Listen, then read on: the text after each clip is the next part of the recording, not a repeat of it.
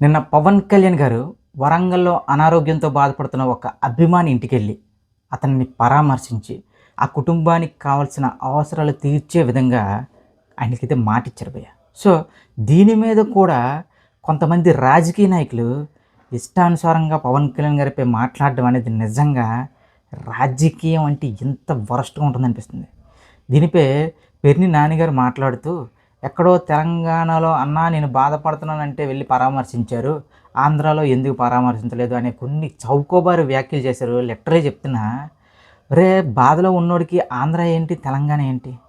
ఏదైనా సరే తన అభిమాని అనేవాడు ఇబ్బందుల్లో ఉన్నాడు అంటే పరుగెట్టుకుని ఎళ్ళే వ్యక్తిరా పవన్ కళ్యాణ్. కాలం మారింది, హోదా మారింది, బాధ్యతలు మారాయి. కానీ పవన్ కళ్యాణ్ గారికి తన అభిమానుల మీద ఉన్న ప్రేమ ఇంచు కూడా తగ్గలేదు.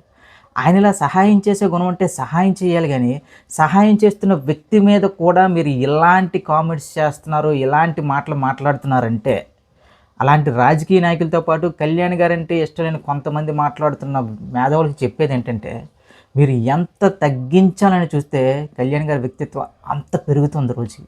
మీరు సహాయం చెయ్యరు, ఇతరులకి చేసేవాళ్ళు చూస్తే తట్టుకోలేరు. ఇన్ కేస్ మీకు అంతగా ఇష్టం లేకపోతే అలాంటి వాటిపై స్పందించకుండా ఉండండి. అలా కాకుండా మంచి చేస్తున్న వ్యక్తి మీద కూడా బురద జల్లాలని చూస్తే, ఆ బురద మనకే అంటుకొని ఇప్పటికే మనం పాతాళంలో ఉన్నాం.